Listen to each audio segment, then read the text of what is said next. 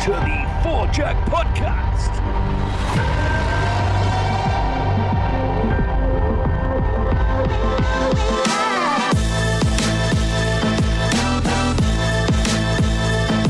Ladies and gentlemen, welcome back to Season 4 of the Four Jack Podcast, Canada's #1 award-winning golf podcast and the fastest-growing golf podcast in America.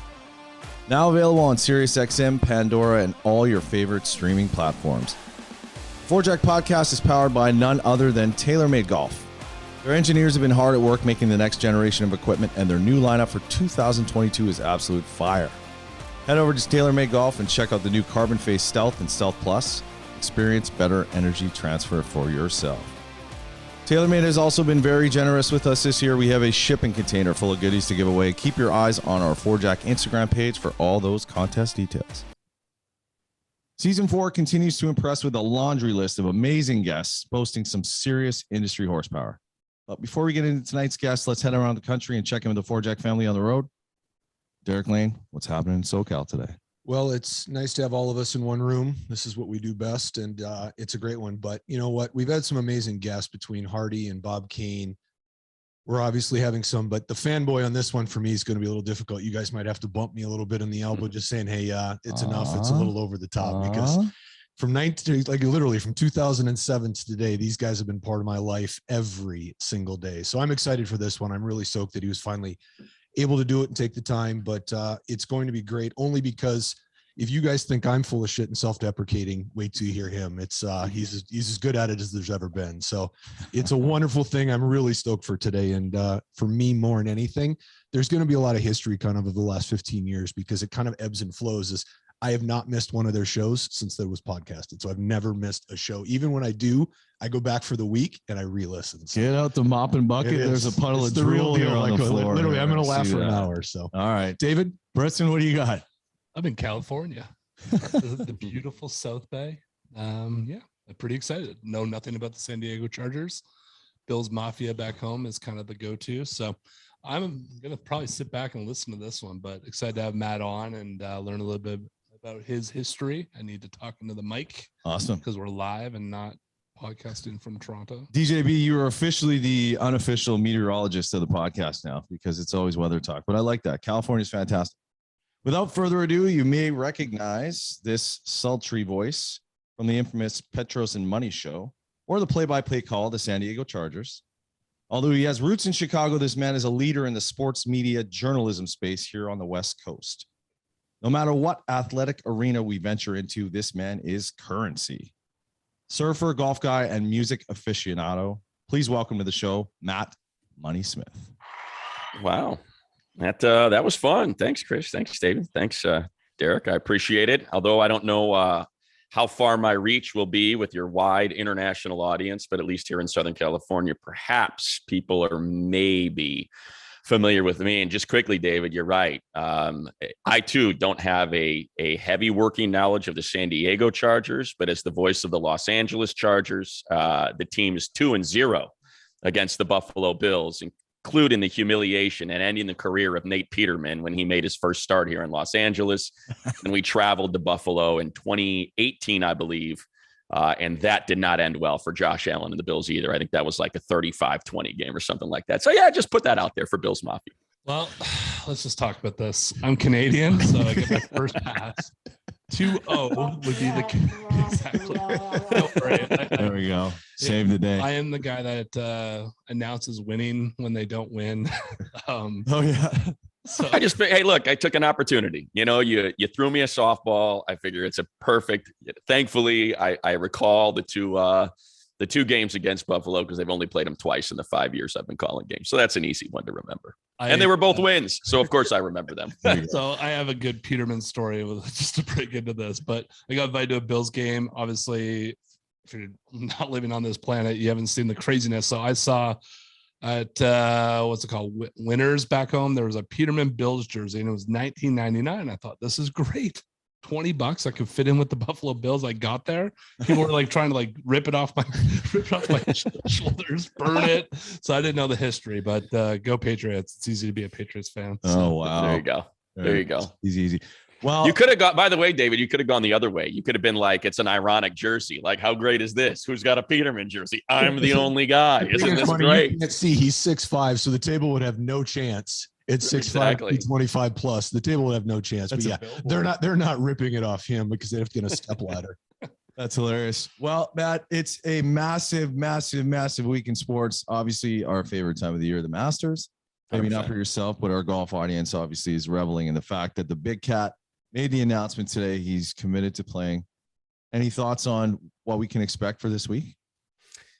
You know, I'm with you. It's my favorite week as well. I think the Open is probably my favorite tournament, but the Masters is my favorite week. I don't know if that makes sense. Yep. That, you know, there's just something different about it, the way it looks, the eye candy. You know, if you've ever been there, unfortunately, I have not, but you just hear people, you know, just regale in their time spent walking the grounds and just the undulations, the elevation, the things that you don't quite get from television. But as I tell people, like, the reason I love watching the Masters more than anything else is like just what you do see is so incredible. The way the colors pop, the par 3 tournament, the, you know, just the fun they seem to have with the caddies and the families. There's something special about Masters week. And you just said it, Chris. I mean, look, it's even more special when Tiger's there. I mean, it's impossible.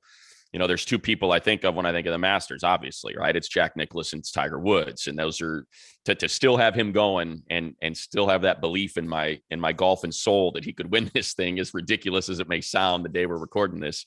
It's just great to have that as a possibility going into this tournament.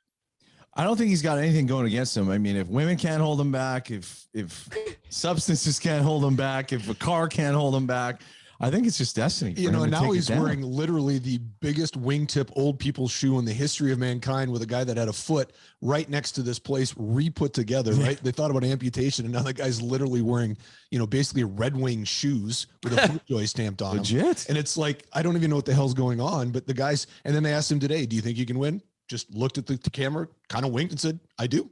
It's like, welcome back. Yeah, it's obviously FootJoy stocks, Acushnet stocks have gone through the roof. They're sold out of shoes till 2035 now. So whoever's looking for something comfortable, that's definitely not the way to go. Listen, you can get comfortable. You just don't have to buy FootJoy. I have size 12 in the white on white if anyone's looking for them. There we go. Currently $1,500 on eBay. So it was probably like it was a hell of a battle between Rockport, Red Wing. They were all like getting after the Tiger Woods old man golf shoe. Right, Let's get it. Of Hammond, Indiana, and where I would go, right? So I'm going Red Wing. I'm going to go somewhere. There you go.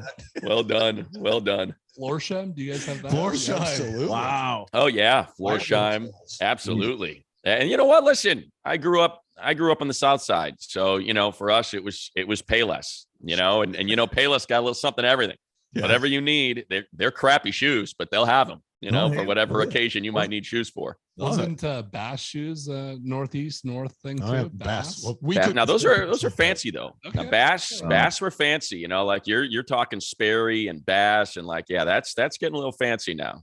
Humble brags.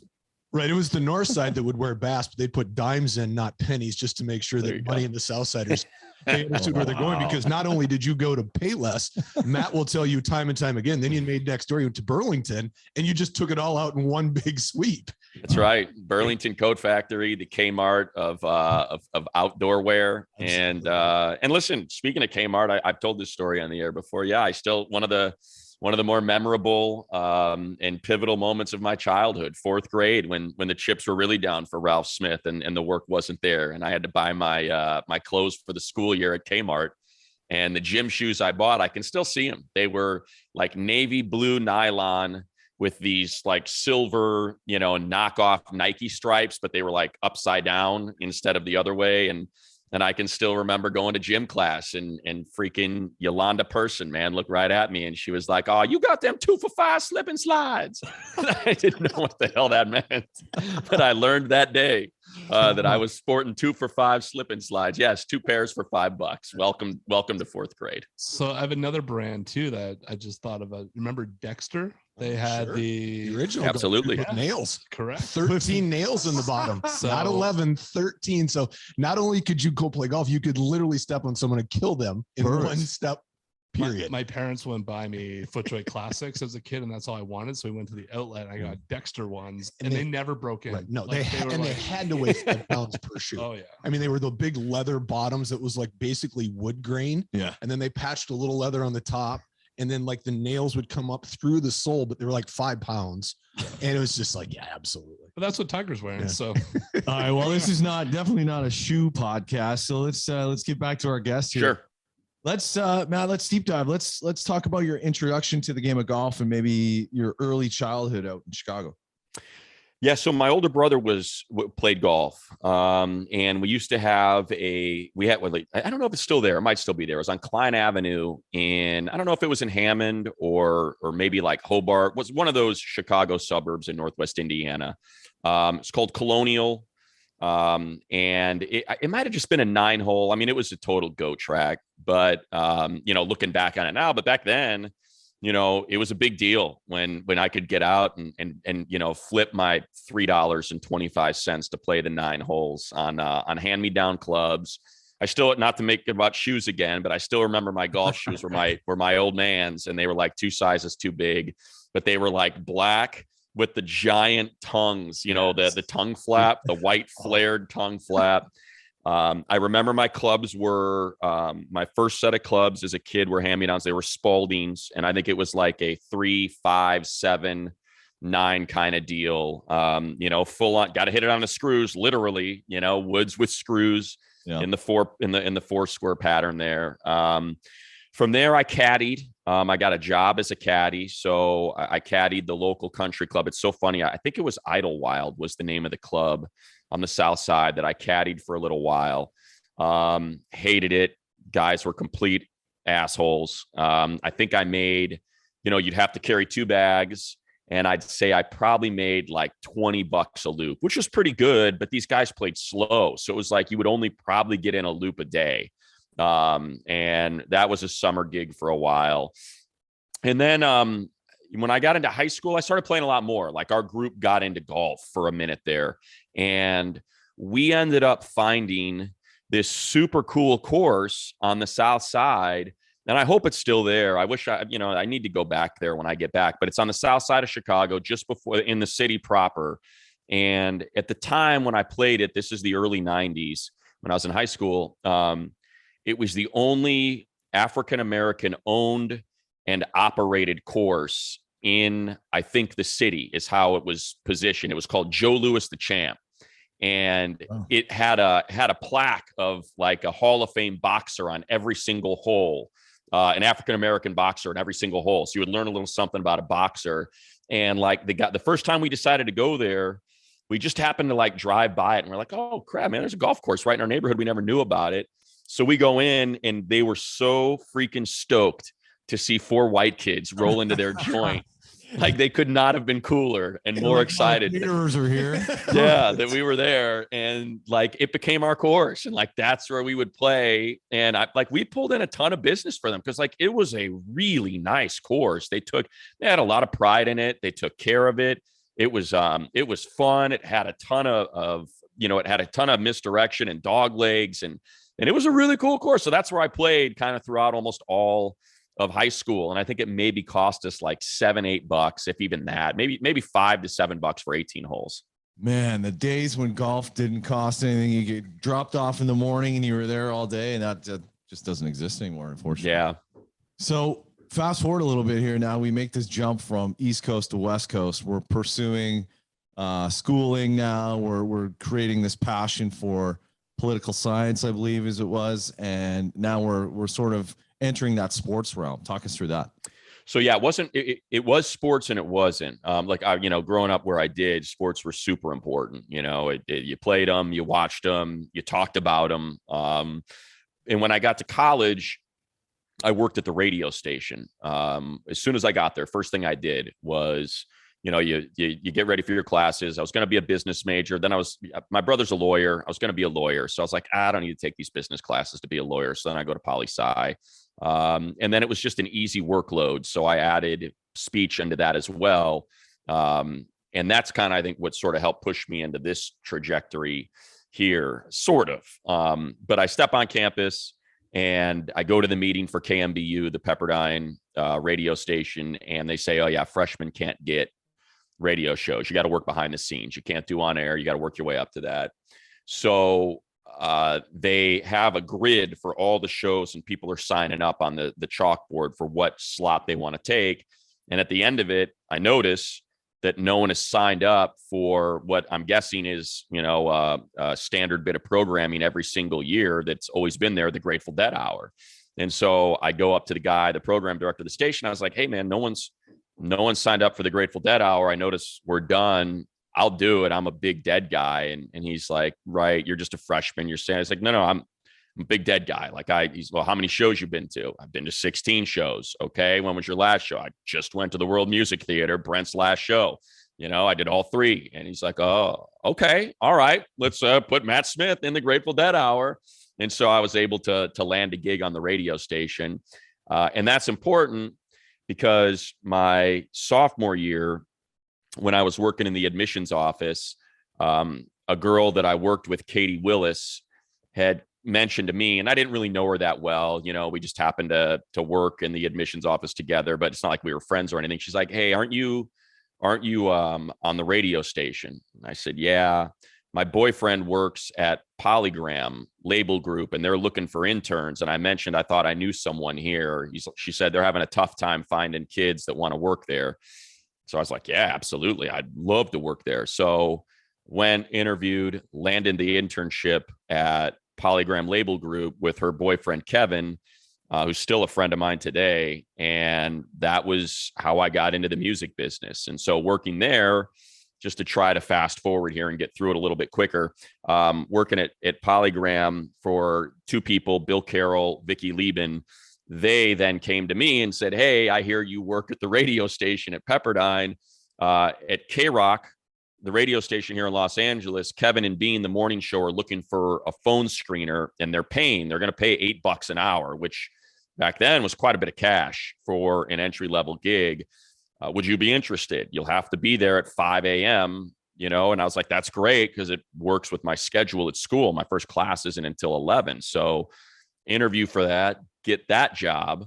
And so my career in kind of commercial radio began, all because this one girl at Pepperdine, Katie Willis, said, I hear you work at the radio station. My boyfriend needs interns at Polygram. And that's kind of what got me started on the path of radio and media. Okay, so now we're going to go to a second step here. You're done with Pepperdine. You're obviously with Kevin and Bean. And for those that aren't LA based or not into music in the late 80s, early 90s, K-Rock is essentially church, right? It is the cathedral for people like me who grew up in the middle of a cornfield, discovering bands like The Cure and Depeche, and of course my favorite, New Order, of which we've talked about a bunch. But K-Rock was it. So did you know you were part of the Kevin and Bean phenomenon? Obviously it was young, it was in its infancy as long as they've been doing it, but did it hit you that K-Rock is K-Rock? I mean, did you know that? This is a magical moment here. I just want to do this. Because for music Right. guys, obviously it's like you and I've talked about this a lot, but we're talking K-Rock. You just didn't stroll into, FM 98.7 KFMC and playing, Journey and bands like Aerosmith. You're doing it. It did. I'll be honest, Derek, it didn't. For me, it was so career driven that I almost thought of it less. I'm going to work at this legendary institution. Oh my God, I'm going to pull a paycheck that's got the K-Rock logo up there, as opposed to, all right, where can this lead me? I'm going to be waking up at 5 a.m. I'm going to be answering phones. I'm not going to be on the air. What can I do with this? So it was, it was, I feel bad saying it, but it was less passion and it was more professional at the time. Once I got in there, and I think it also helped just kind of, when I was an intern at Polygram, I kind of got to see how the sausage was made. And so that took a lot of the romance away from radio and from music. And, they didn't put a lot of responsibility on us, as interns. But so one of the things that we had to do was we had to call every Tuesday and find out what record stations were adding. We had to get, we just basically had to gather information for our bosses, who would then go to the radio stations and basically pitch their product. And come to find, like, I felt, and they gave me all the CDs I wanted. Like, hey, listen to this. What do you think of this? What's your favorite song on this CD? Stuff like that. And I could see from that gig, even as an intern, that bands that I thought had really good songs that could be hits, they just wouldn't get any promotion. Like, whether they had a bad relationship with the manager, no radio say they weren't interested, it wasn't a priority because it was whatever the reason. I was like, well, this sucks. I really like this band, Fret Blanket. This song's like, this is a good song. Like, nobody cares. It was kind of one of the, this Tonic thing sucks. They're freaking pushing Tonic, stuff like that. So I think that took some of the romance away from me, but then it came back, and I think this speaks to what made Kevin and Bean so popular and what made K-Rock so successful. So here's people that have a career, that have children, that have mortgages, and instead of viewing me, hey, this guy's got a big voice, he's young, he works at a radio station, like, F that guy, I'm just going to pick his brain and not tell anyone about it. Like, low-level music department. No, everybody in the music department, as soon as I got hired, they found out, like, hey, we hear that you're at the radio station, you're big music. Yeah. Would you mind sitting in the music meetings? And bring stuff. Like, we want you to play stuff for us that you guys are listening to at college that maybe we're going to miss, that the labels aren't bringing to us, just stuff that you feel like you and your friends are super into. So that was really cool. Like, that's when it really kind of hit, like, wait a minute. Like, I could bring a song that I play for these people and it could get put on K-Rock, and then in turn could end up being like this huge hit. This is the coolest shit ever. So that's when I think it really started to hit me that I had this just incredible, it was no longer a job. It was an opportunity. And I was determined to take advantage of it. It wasn't so much, I got to get up at 3:30 in the morning. I can't party anymore. This is a slog. I'm cashing a check for $270 every 2 weeks. It was more, holy crap, like, nobody has opportunities like this. You freaking better take advantage of it. Is there a band that you maybe brought to them that took off and one that maybe, didn't take off? Or is there anything that sticks out that, you brought this bizarre song that kind of went mainstream, or is there no experience like that? I mean, I hate that question. That's a tough one. Because it is, so many people are like, I broke that band. Anytime I bring stuff up, like, that's so not what I want it to sound like, because it is a group process. It's not just me. But, like, the one thing, and it's important because it really did help make my career, is people found out that I was one of the two guys that rolled in. So I worked along with this guy, Zeke Peistrip. He was my age, from USC, and he was the other music department intern. And so he and I would kind of put our heads together, what are you into? And it was always sort of, we were like hey, let's mobilize and attack. So it's not just one of us, but it's two of us saying, we're young, you're old, listen to us. We know you don't. So the one that really made a difference was Sublime, and Date Rape, because it was a full album old. They were already on Robin in the Hood and trying to work STP as a single. And Zeke and I were talking about it, and I was just like, dude, like, this song plays at every freaking party. This album, 40 Ounces of Freedom, we just put it on and it just runs the whole thing. And like, we're talking like, dude, you could play, I think, but Pool Shark wasn't on. I think we were talking about Eben, and like, there were so many songs on that record, and we were like, yeah, let's play Date Rape, dude, and see what happens. And play Date Rape. And it was one of the few occasions in a music meeting where you play a song and program director takes the CD, walks into the studio and says, you're starting to play this right now. And that's kind of how Sublime got started. And again, it wasn't just me. There are a million people there and managers and stuff that are all responsible for that. But I'd say, that kind of became a bit of a legend, a story that was told, like, hey, it was these two young guys that, weren't even really employees that ended up rolling that thing in there. And that's how it all got started. Well, and one of the things that we really kind of miss, and I call them the Matt Smith lost years, is kind of 98 to 2005, because you're talking DreamWorks, you're talking a lot of really amazing things. And I know you don't talk about Mo a lot and a lot of these things, but I really want to talk I want to kind of go past that because obviously for those that listen, we understand your musical tastes are off the charts. And the one great thing about you is not just entrepreneurial, but you never forget a name. You always remember where you were with the name. But I kind of want to move into that DreamWorks before you got pre, half, and post with the Lakers and you did all of that. Tell me a little bit about what it was like to be that close to truly one of the greatest legends in the history of the world.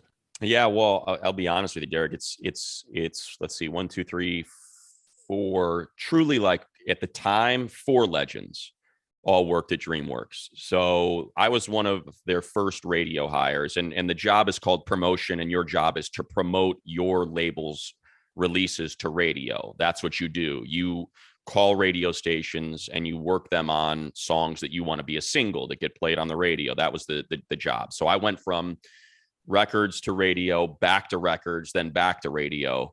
And in this period of my life, when DreamWorks, from its inception until the time it sold out to not sold out, till it sold to Interscope, I worked there.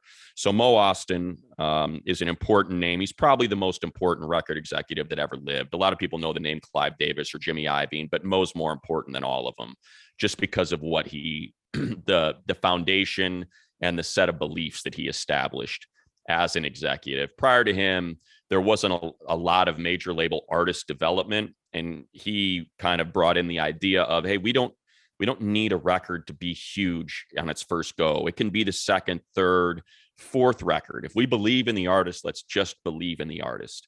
And just for some historical context, Mo was hired, handpicked by Frank Sinatra to run Reprise when Frank was given his own label through Warner. So Mo ran Reprise, then he took over Warner in total and built Warner Brothers into the most powerful record label in the world. But, you know, just a couple artists to mention, like the best way I can put it, not to make the story too long, is Prince. Prince took like 4 records to hit, and Mo never thought twice about cutting that guy out of the label, you know. And before you got to Prince being Prince, just go back, you'll see there's 4 or 5 releases that had 0 hits on it. He just believed in the guy. And that's kind of and that's why David Geffen plucked him to do DreamWorks, because he was tired. They called it the last hamburger stand, because all the other labels had moved on from artist development. Now Geffen was doing a great job. Bands like Sonic Youth, and they would continue to put their records out and not really care necessarily about commercial success. But that was the idea behind DreamWorks.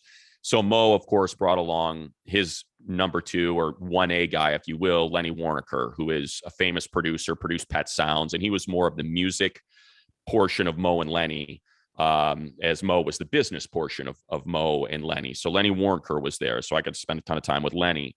And then Michael Goldstone was the first A&R guy they hired. Michael Goldstone, Goldie, is the guy who signed Pearl Jam, Rage Against the Machine. So like that's Michael Goldstone is there. And then to top it all off, your other director of A&R is freaking Robbie Robertson from the band. So I get to go to work every day, and those 4 guys are there, and their office door is always open. And, and I'm a 20, I don't know what I was, 25 when they hired me, 24. And, I'm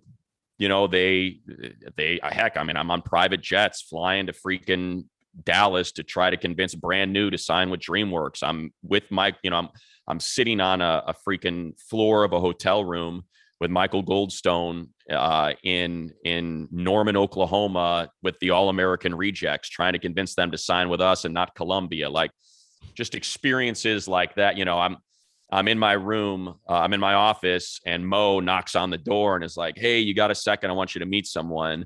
"Yeah, of course, Mo. Who do you got?" "This is Quincy Jones." "Quincy, this is Matt." And like, that's just, it's a ridiculous life. It's a stupid life that you live. Paul Simon, like all of those people would roll through the office, and Mo was so cool that he would walk them around and introduce them to everyone. And if you felt like talking, you just sit there and have a chat with Quincy for a half hour. It was the coolest thing ever, man.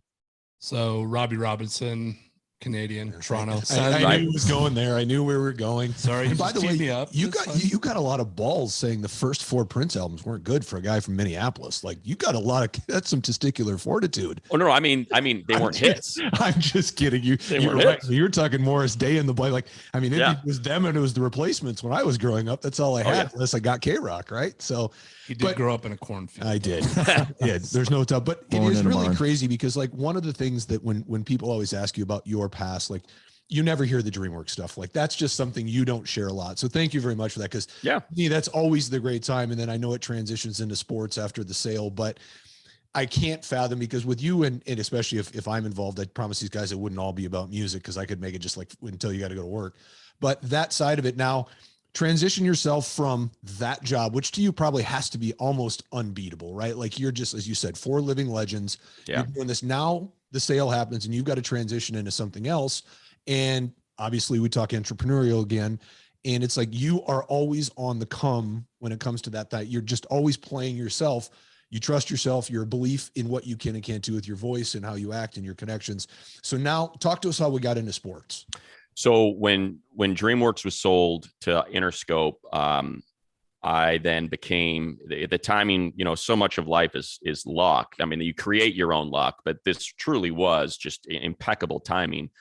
The music director at K-Rock, Lisa Warden, got hired to be the program director at WHFS in DC. So she left to run her own station instead of being the number 3. So when that happened, they basically said, hey, you're essentially out of a job. We need a music director. Come back home.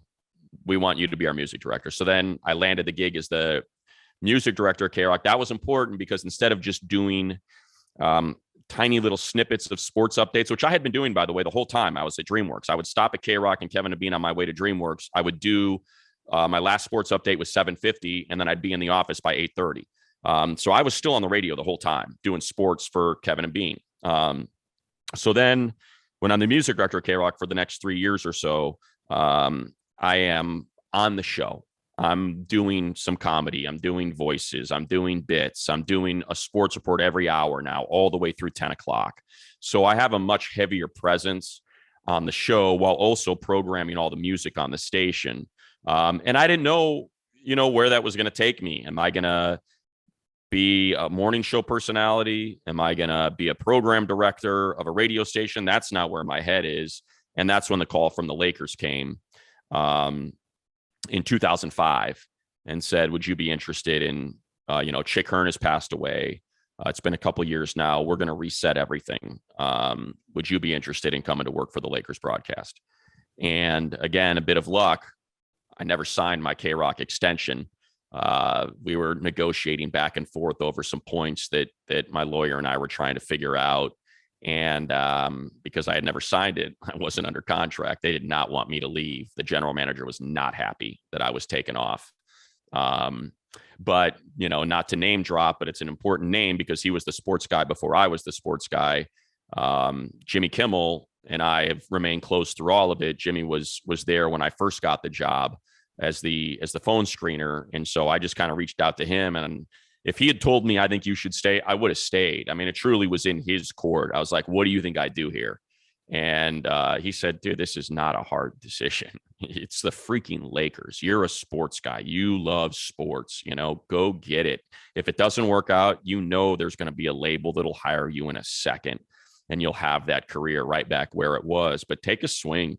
It's the Lakers. I mean, it's not, he was like, it's not the Angels, it's not the Clippers, it's not the LA Kings, nothing against them. It is the freaking Lakers. Go take that gig. And that's how I transitioned to sports full time when they offered me pre-half and post. And then along with that came an afternoon show. It's not the LA Chargers. Well played. Yeah. Matt, where did the money designation come into this? Where does this fall? Yeah, just stupid morning zoo. You got to have a nickname because you're a bit player. So for whatever reason, they stuck me with money. I don't know why. They just did. Like, nobody really knows why. I thought it was because cousin Sal and I were always talking about gambling because he was hanging out there with Jimmy all the time. And we're talking about betting freaking international women's soccer and hockey and all that stuff. And the guys were always like, what the hell is wrong with you two dopes? So I thought maybe that's where it was, but they're like, nah, I don't think that's it. So I don't know, alliteration, whatever, but somehow I just got stuck with the name Money. And here I am. Yeah. Love it. So somewhere in the mix of this chaos, there is a wife and some children that present themselves. Yeah, wife met my freshman year in college. So we have been together a long time and got married in 99. And you know, 23 years, here we are, 3 kids. Congratulations. And yeah, thanks. And we moved all over LA. So I've lived all over Los Angeles, which is, you know, this is a golf podcast, important for my golfing because, you know, I'd pretty much been golfing all through college. I started golfing. You know, I played golf while I was in college with buddies. We'd go to Westlake. We'd go to Penmar. We'd go to freaking Whitsett. We'd go to golf right off the 5, you know, the famous course. I'll tell you a funny story. One of my favorite golf stories ever. We're playing golf, which for those of you listening internationally, it's the course they played in Swingers.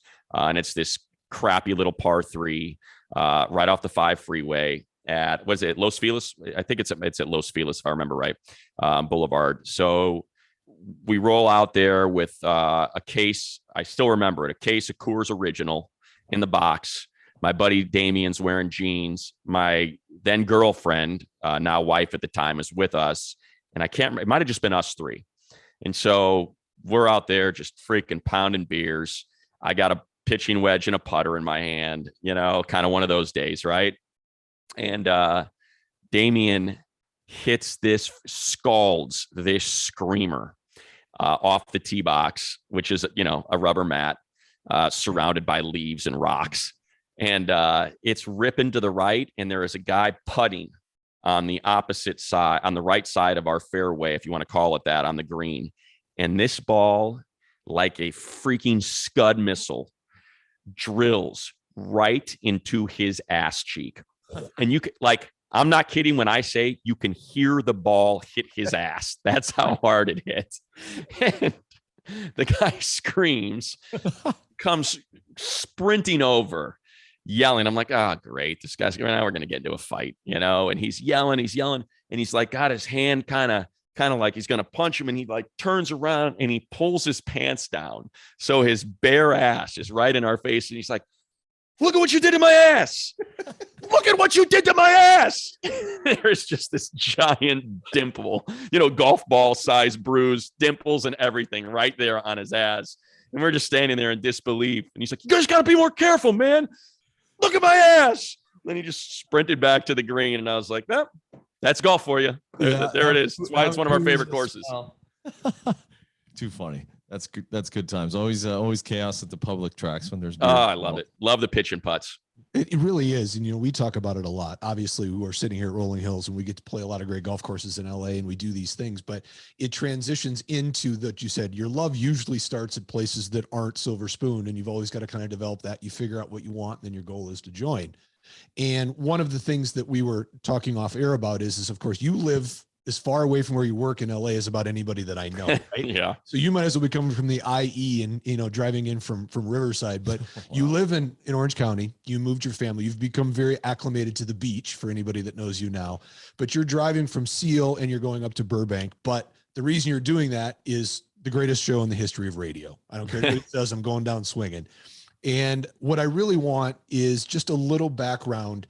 Obviously, as we sit here at Rolling Hills, we could probably hit 2 drivers and be at Petrus's mansion behind the gates, as we both know it really is. Up on the hill. That being said, let's talk a little bit about what has been essentially the last 15 years of your life outside of the Los Angeles Chargers, and just the fact that might be 2 of the most original people paired together. One voice that is absolutely, you just can't miss it, and the other one just as snarky as humanly possible. And it's this amazing mix of just great sports talk. Yeah. You know, again, just very, very fortunate, you know, Petros. So I brought Petros into Kevin and Bean when USC was making its run, when Pete Carroll came in and USC became this dominant sports force in Southern California. And like, that was something that to me was just, and I think it's probably something that was bred into me by K-Rock, the climate there. Like, hey, dude, if you know someone that can help, go get it. We're not going to hold it against you that you can't do it. Let's just make this the best it can possibly be. So when SC was blowing up and they were like, hey, we need people to talk about SC, you know, I think they might've come to me and said, you got to talk more SC football. Let's do segments on SC football. And I said, listen, man, I can do it, but it's not like I know a shit ton about SC football. I was like, but you know what? There's this guy, and I knew Petros from the Southern California Sports Report. on Fox Sports West, and he would do these skits with Matt Stevens, and I loved him. I loved his personality, and I was like, there's this guy that we got to track down. I think he's perfect for us. Like, this is Kevin and Bean. This is USC Kevin and Bean style. So let's find him. So we reach out to Fox Sports West. We get his number, and not to put words in his mouth, but the way he tells the story is, one, he was like, holy shit, I'm going to be on K-Rock, much like you were talking about, Derek. Like, this is awesome. I'm going to actually be on K-Rock. Two, he was like, why is the sports guy at K-Rock giving his time up to me? That's pretty cool. And I was just like, well, because you know more about SC football than I do, dude. So just get in there and get after it. Have a good time. So I think that kind of established our relationship as, oh, he's not an adversary. He's an ally. So that, I think, was our first introduction to one another. And we would just keep in contact after that a little bit. And then he let me know that his station was being sold and was going to flip and wasn't going to be sports. And so when that happened, it kind of had coincided with the contracts coming up with the two guys that I was doing the show with at the time. And it wasn't going great. It just wasn't a good mix for us. Great guys, but I love doing the Lakers. I hated doing my show. It was not something I was into, just because the chemistry wasn't there. And it's so important when you're spending 4 hours in a room or 3 hours in a room with someone or these two other people. So the timing just lined up. He was sold, or the station was sold. He needed a gig. I needed a new partner. I said to our boss, hey man, and his agent reached out and said, Petro's a free agent. And we were like, yeah, this is easy. Let's see if we can make it work. And that's how it all came together in 2007. Love it. I got to ask, I did some creepy, sneaky, whatever you want to call it. I did some Instagram research. Call it research. Instagram. And by the way, Money loves the gram. Oh yeah. Love the gram. Love the gram. Not so much on Twitter, but big gram guy. Hate Twitter. Yeah, nobody Twitters, twats, whatever it is. So you have children, you have daughters, and one of them is in a band. Yes. Yeah, my youngest. Actually, I had to take her. I just dropped her off at the airport. That's why I was a little late for this pod. She and my wife are going to Nashville today to record a couple songs with some studio musicians and stuff. Yeah, it's rad. It's super cool. It's so much fun. She's 14 and she's, gloating dad. She's incredible. She writes her own music. She sings, she plays guitar. I wouldn't say she plays piano, bass, drums, but she can. When it comes to trying to write and find, sort of melodies or bass lines or something for her songs. She certainly doesn't get it from me, even with my music background. I don't know where she gets it from, but yeah, she's awesome. She performs solo. She's got a band, Accidental Tendencies, that plays around town and plays a bunch of, and I guess this is where I come into play. I feed them music I think they should be playing live that's going to make them the most money. I'm like, listen, if you're playing Orange County bars, this is what your set list is going to look like. It's going to have some Queens. It's going to have some, Queens of the Stone Age. It's going to have some Sublime. It's going to have some Dramarama. That's the way you make money. And she's been super receptive. So very proud of her. My middle daughter's a senior. She's graduating this year. And she's going to go to Poly up in San Luis Obispo, which we're super stoked on.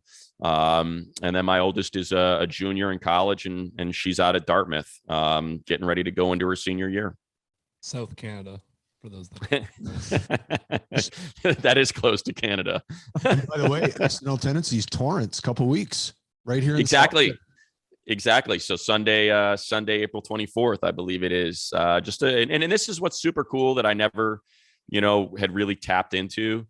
Obviously, because why would I? But there's so many venues and bars and stuff that do youth afternoons or youth nights or something, and it's so cool that these places are willing or open to, let's bring the kids in, man. Maybe they're great, maybe they're not, maybe they're just starting to figure it out, but let's give them a platform and give them an opportunity to play live music in front of people and cut their teeth and get some reps. And it's so cool to go out and see them play, you know, like this Sunday, they're playing a local spot that's been really great with youth bands, Glory Days. They have kids out all the time to play in Seal Beach. And so they're playing with another group of kids, the anti-groupies. And, you know, when we're in Torrance, I think it's like 4 or 5 bands that are all getting like half-hour sets, and they're all just kids trying to figure it out, you know, and get started. And it's super rad. That's so cool. And she not only loves it, she busks. I mean, if you want to put yourself out there, busk. I mean, there can't be anything harder than a voice, a guitar, and a microphone, and it's just you, right? Like, that's insane.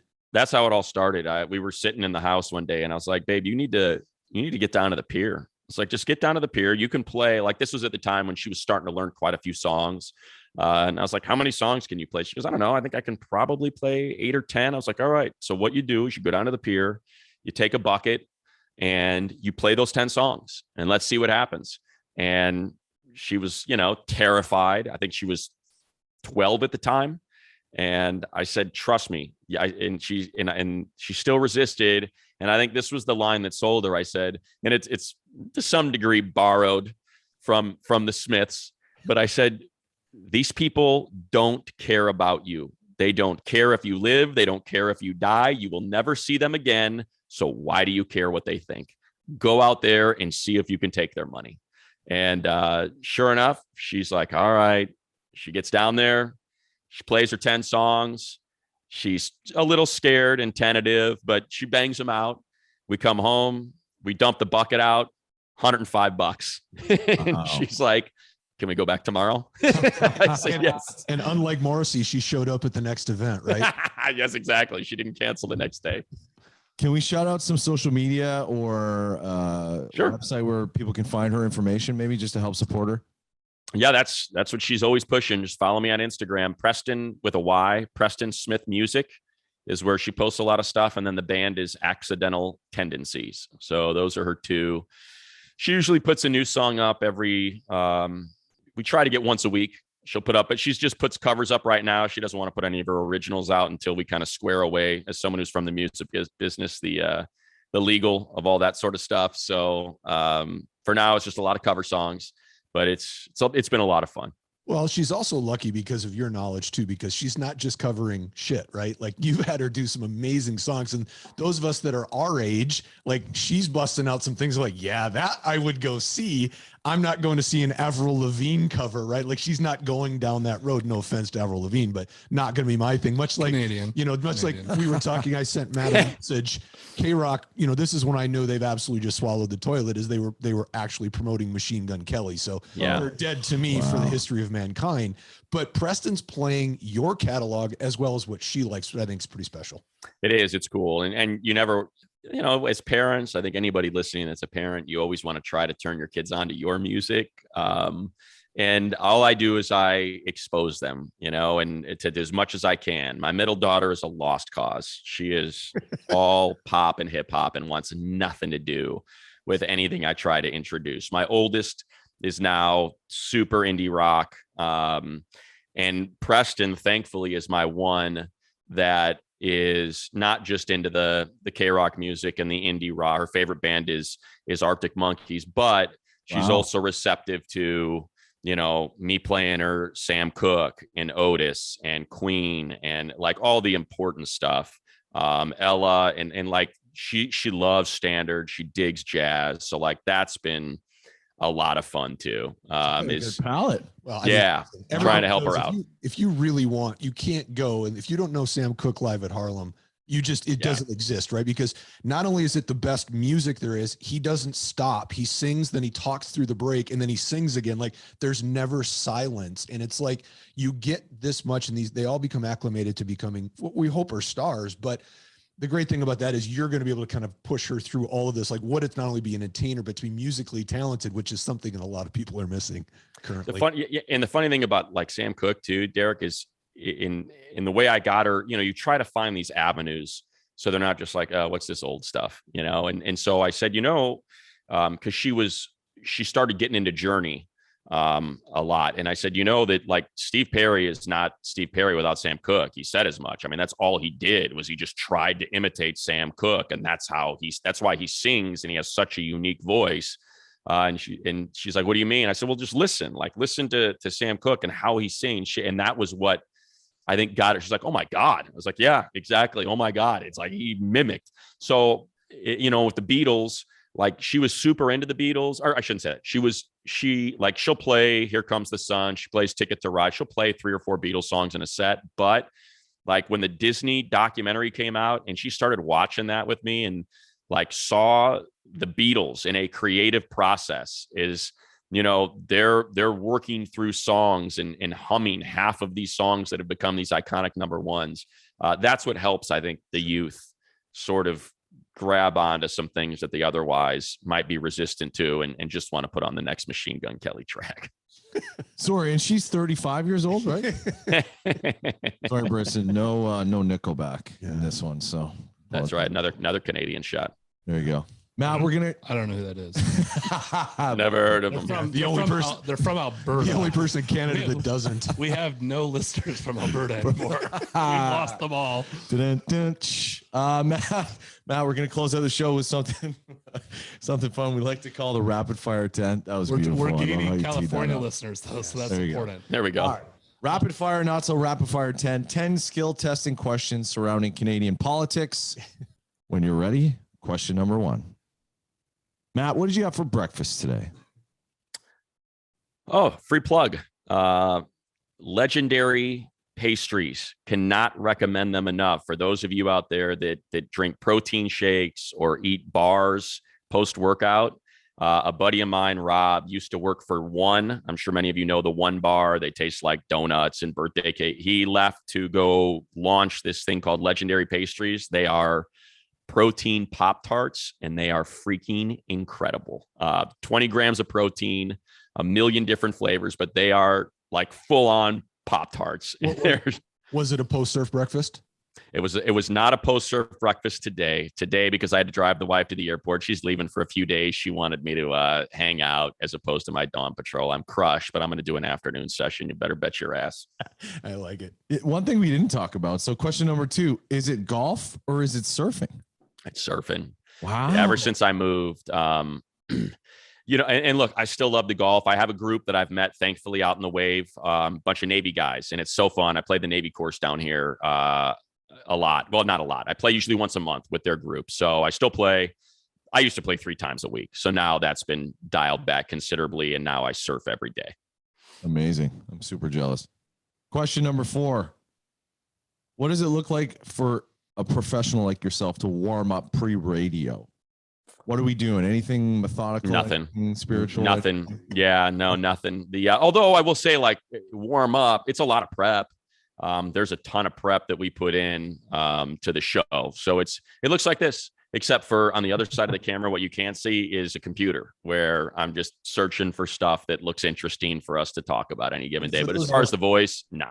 Yeah, and for those of us that have no lives and we do this up, they do have a before the show podcast, of which this one is never a fan of, like the other one.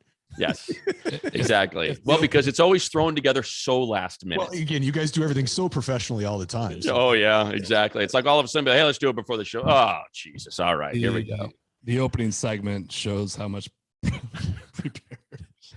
There's notes over here, but the San Diego Chargers live. Yeah. With my prep. What you got to know, Monies, every episode we do, there's one Brissonism.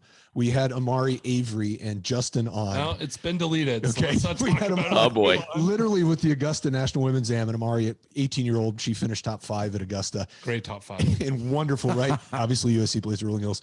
We may have accidentally said she won on podcast, but it was deleted, so we never said that. I don't know what you're talking about. And you leave it out there, right? Technology. It wasn't awkward at all.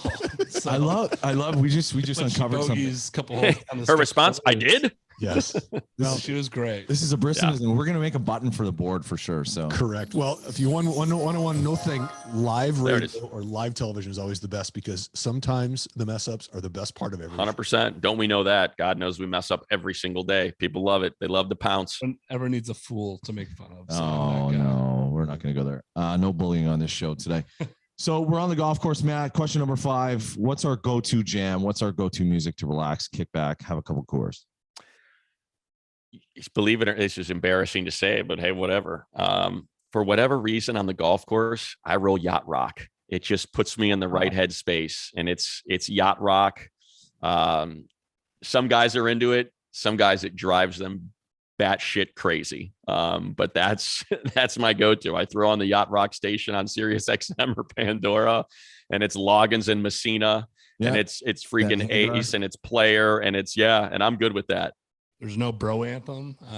Pennywise. No, it's like I don't know why. Well, I do know why, right? It's just I need to stay cool. I am such a hack of a golfer that I need something to kind of keep me level-headed, because it's hard for me to accept that I've been playing golf this long and I still suck this bad. I love it. Are you a K-pop guy at all, Matt?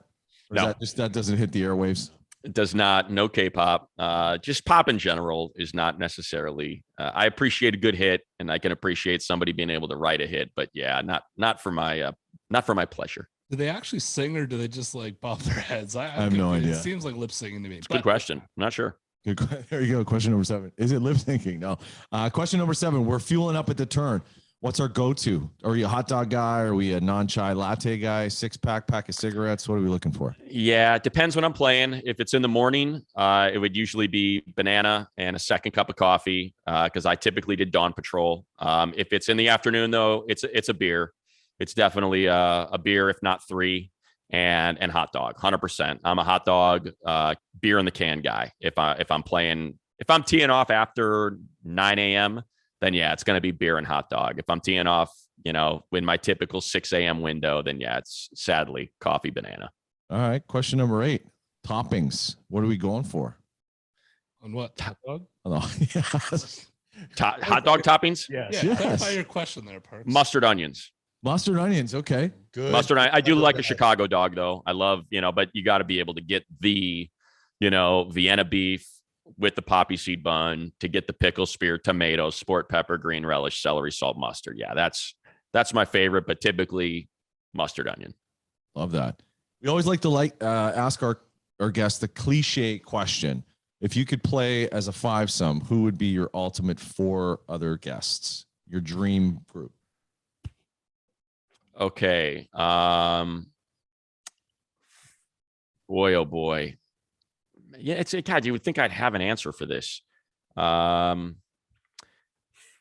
other guests. This is going to sound so douchey, but I'm going to say it anyway, just because of kind of what my personal interests are. For sure, Winston Churchill would be number 1. Just because you hear what an incredible storyteller he was, how important he is in the context of history, like that would be incredible, right? Number 2, I think a lot of people would say Warren Buffett, because I'm super into finance and business, but I just don't think he would be that interesting. I don't think he'd be that forthcoming. It wouldn't be a great golf conversation. So I'll go Elon Musk. Just give me a titan of industry that I'm going to have some fun with, and he's going to bring some weed, so that's cool. So I'll go Churchill, Musk. I think just in the hope. Nathan Peterman. See, that's the thing, is I'm not going to take any sports guys, because I'm around sports guys all the time. So it's like, yeah, I don't need, that's the last. Now I'm going to put Tiger in there because I want to play with Tiger. So that's a no brainer. And then 4th, I think I'm going to go, because you know what? Someone's got to be there to make fun of everybody. So I'm going to go George Carlin. That way. Nice. Everybody's going to be on the level. No one's going to be above anybody else. He's going to make fun of all of us, and you're not going to be able to help yourself but laugh at all the shit that he's saying. So how about that? That works for me. I think that'd be a lot of fun. That's easily the best 4 we've had. That's a group I want to see smoking joints and eating legendary pastries out of Rolling Hills. Secondary, right? For sure. Absolutely. Love it. All right. My final question, I'll hand it over to Derek to close out the show. Give us maybe your favorite golf course experience, something that's happened. Maybe you haven't shared this story with anybody. None of the news media outlets that have this one in their repertoires. Something cool and wonderful. Well, I'll tell you, I'll give you 2. One is self-promoting, and it's a brag, not a humble brag. It's a full brag, but go to YouTube and seek out the Petros and Money Tiger Woods interview, because it's the coolest. It's easily my favorite moment in the history of the show in terms of a guest. when we go through the roll call, because I live here in Seal, so he grew up right here. So we go through the roll call of all the courses that he's played, his best score, and what he remembers about him. And you'll see his face light up when he talks about Navy and how he used to have to hide under the bridge on 3 because he was too young to play, and his dad would holler for him, and he'd kind of pop his head up and hop in the cart, and then he could start playing. Like, that's easily my favorite, sort of golf, if you will, moment that I've ever been, fortunate enough to be part of. I would say my favorite on course moment is, Doug was fortunate enough to put me on the Pro-Am at Riv, and I got to play with Cantlay and Moustakis. And who was our fourth? Darn it, I can't remember. Aaron of the Yankees. Shoot, I can't remember his name now. And we all got to play Riv in the pro. Nate Peterman. And when I got to play Riv with that group, 18 in a Pro-Am, the day before the freaking pros were playing in the Genesis. So, how do you beat that? Although, no, I got one. As if this thing isn't long enough. I go up to Pebble to play, and I was still working for the Lakers at this time. And Jim Herrick used to be the UCLA head coach. He was the head coach at Pepperdine for a while. So Jim and I always had a relationship, and he came to a lot of games because he coached Lamar at Rhode Island. And so Lamar would give him floor tickets a lot. And so I would see Jim, and after one game, I go down and we're talking, and Jim's got this super funny voice that everyone does an impression of. And he's got a nickname for everyone. So I'm coming down the stairs, and he's sitting there holding court, talking to people after the game. And he's like, Money Mun, everything's fine at the dine when Money Mun's around. I'm like, Coach, how you doing? You have a great night? Yeah, but what's new with you? What are you doing? I was like, oh, you know what? I'm excited. I'm leaving tomorrow morning for Pebble, going for 3 days. It's going to be on. Oh, man, you got to do me a favor. I go to Pebble all the time. There is one caddy that you have got to make sure is on your bag. He is the best. I promise he's worth 5 strokes. You got to ask for Stick. All right. Ask for Stick. I'm like, and I just I dismiss it. I'm like, yeah, all right, Coach, I will. You bet, man. I'll get up there. I'll see if Stick can get on my bag. No, you got to promise me. All right, I promise you, Coach, I'll see what I can do. So we go up. We're at the pub room night before. I'm hungover, almost puking in the freaking garbage can before we get into the first tee box. I forget about the caddy, where this is going. I step into the tee box, and sure enough, here come our caddies out. Here's this freaking 6'4" guy comes up to me, goes, "You Matt? Yeah. How you doing? I'm Stick." It's like, yeah, Stick. I tell him about Herrick, and he's like, "Oh, Jim is the best. He's my favorite guy ever." I was like, this is unfreaking real. So it worked out. Could not have worked out better. And he was absolutely right. Stick was freaking incredible. So all of you that are going to Pebble, I'm sure Stick is still there. Be sure you ask for him, because he's the best caddy at Pebble. Love it. Good shout out. Derek, final question of the evening. Well, I've got 2 real quick. Number 1, favorite Dead show. Well, sadly, it's one that comes with a sad ending, and it was World Music Theater, Tinley Park, 89. It was Brent's last show. And I loved Brent. Like, Brent was my freaking guy. All the Brent Fire on the Mountains, like his harmonies to me were the best. Nobody I love that style of voice, that gravel.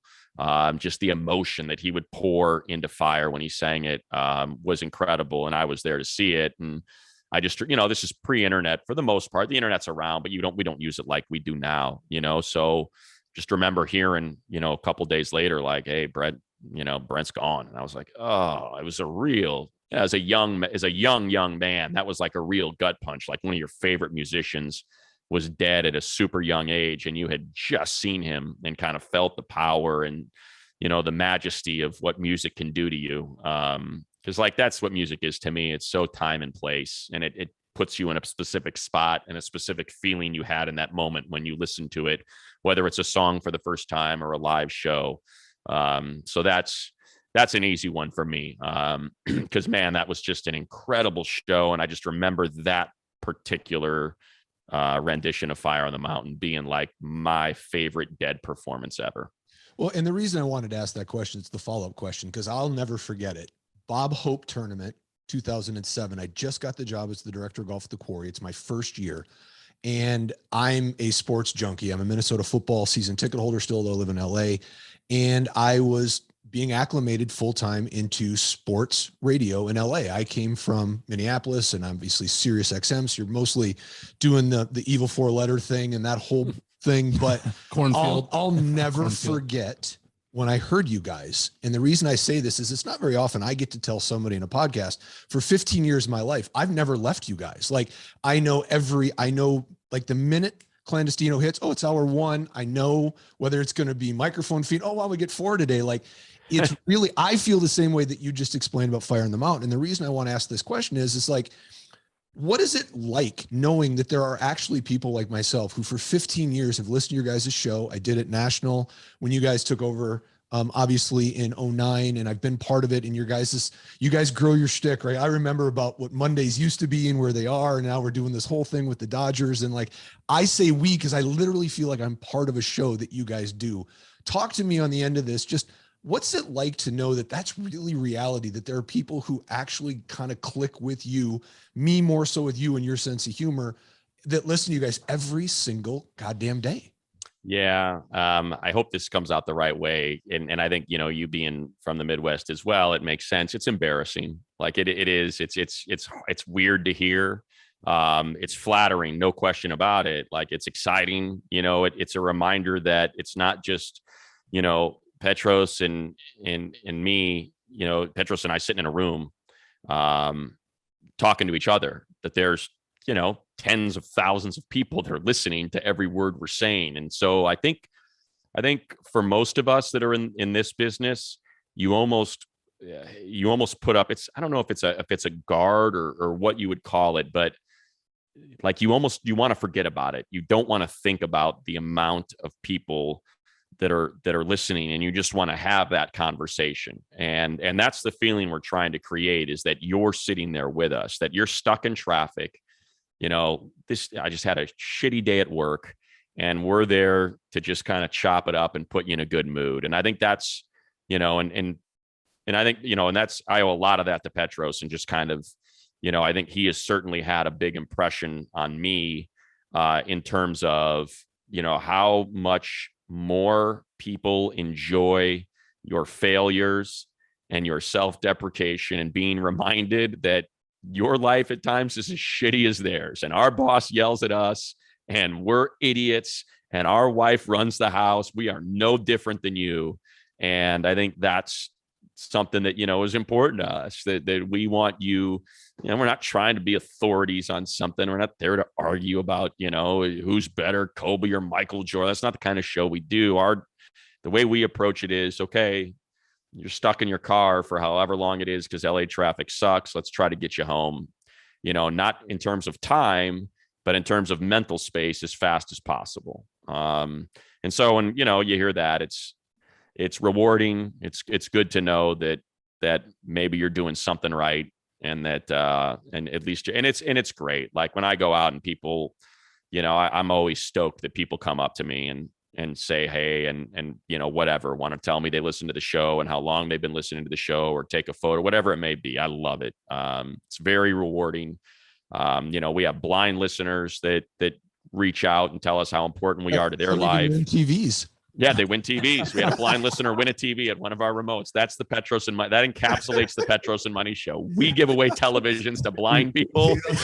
And by the way, not only did we give it away to a blind guy, but he obviously wasn't driving, so he's taking public transportation. So he tells us, like in an email, he's like, by the way, guys, imagine being a blind guy with a walking stick who steps onto a bus with a 50-inch TV under his shoulder, and what everybody's thinking. Where's the camera? I'm taking the bus home. But that's like literally, you tell a story, and I've done this for so long. I know exactly, like that's what I'm trying to get at. Like, I appreciate you. No, we appreciate it, man. Literally the case. I mean, and for those that don't know, his radio partner opens up his phone to the listeners. Oh, really? Yeah. Oh yeah, just gives out his phone number to whoever wants it, and will answer texts. I would never in a million years do that. No, but he I think when he did it, I was married, I had kids. He did not. And I think now that he is married with 2 children, there are many moments of regret that he has established this as culture, as part of his lore, and he has to continue to take part in it. The best part is for him is he is actually on the hill, so the reception is shit. So he actually catches a break. Exactly. To clarify, that's how we got you on the show, Derek. Texted and called. Yeah, right. So, Some off-color photographs coming through late night. There you go. Matt, you said something earlier in the show that really resonated. Getting to see how the sausage was made. And Yes. honestly, today, I felt like we got some true insights and we really got to dive into how the Matt Moneysmith sausage was made. Love it. It's been an absolute pleasure having you on the show tonight. Definitely going to be checking your shows out. Look forward to checking out that Tiger interview. That's going to be super, super cool. Was that shot at Riv? Did you do that at Riv? Yeah, it was a Riv. At the clubhouse, in the clubhouse restaurant. They set it up, and it was it was Dave who put it together. Shout out to him, and huge thank you to him for getting that. He runs Tigers Foundation, and fan, very similar to you, just fan of the show. He's like, hey, I got to get these guys in here. He did us, he did Jim Hill, and I think that was it. And cannot thank him enough for doing it, because man, it was just so, as someone who's played, and I think for those listening who have played all these courses, to go through Big Rec and Eldo and Navy. And it was funny, I brought up Cypress, and he's like, wait a minute. And it was just like, this is how invested he was, right? Like, he's like, well, wait a minute. You mean Los Al? And like, just kind of call me. And I was like, yeah, Tiger, it was Los Al, but damn well it was Cypress before they tore it down to build up a retirement community. And he just starts laughing. I was like, yeah, Los Al. And so it's just fun to see how he's Tiger Woods. He's the most famous athlete on earth, and he still has those same sort of quirks and moments that we all do, right? Like, hey man, don't come at me with Cypress. That's Los Al. How dare you? Like, it's just fun that you can take it all the way back to that. well, I just have one last question, or not even thought. For those that don't know, what year did the Chargers move from San Diego to LA? Just to clarify for those listeners that don't know that. Oh, totally fine. 2017. I'm kidding. Yes. 2017. Soon And I remember it so well because that was the same year as the Nathan Peterman 5 interception game. and by the way, soon to be South Bay residents, Los Angeles Chargers, correct? Yes, Yes. exactly right. Very, very soon. They'll El Segundo area. Yeah, I was just joking though. That was No, you weren't. No. No, you weren't. Trust me. And by the way, money You weren't. hears it every day 5 years later. It's still hard to say the Los Angeles Chargers. For most people in handsome Southern California. quarterback though. Handsome quarterback. Oh yeah, he's a big golfer, by the way. I know you've been around him, Derek. He can freaking hit the hell out of the ball, as you would expect a 6'6", 230-pound athlete can. And by the way, not only that, as you know better than anybody, he was here on the second day of the accident that we can't talk about here to the Big Cat, and he stayed the entire day, played, and made sure that every staff member, both on the film production crew and the Rolling Hills staff, got a picture and an autograph and did not leave until everybody was satisfied. Wow. And that kid was a kid, right? He's just a young man. And right there, he is my favorite athlete just because of the way he handled himself on that day when the helicopters were everywhere. Unfortunately, part of his contract, they have to educate that the San Diego Chargers are in LA, so he has to tell people. All right. Well, I know, money, you got to get on the road, get to Burbank, but thank you so much again. One of my favorite pods, truly one of my favorite experiences. Thank you very much. Absolute pleasure. Anytime, man. All right. Anytime. Hopefully I'll see you guys soon. All right. Take care. Bye.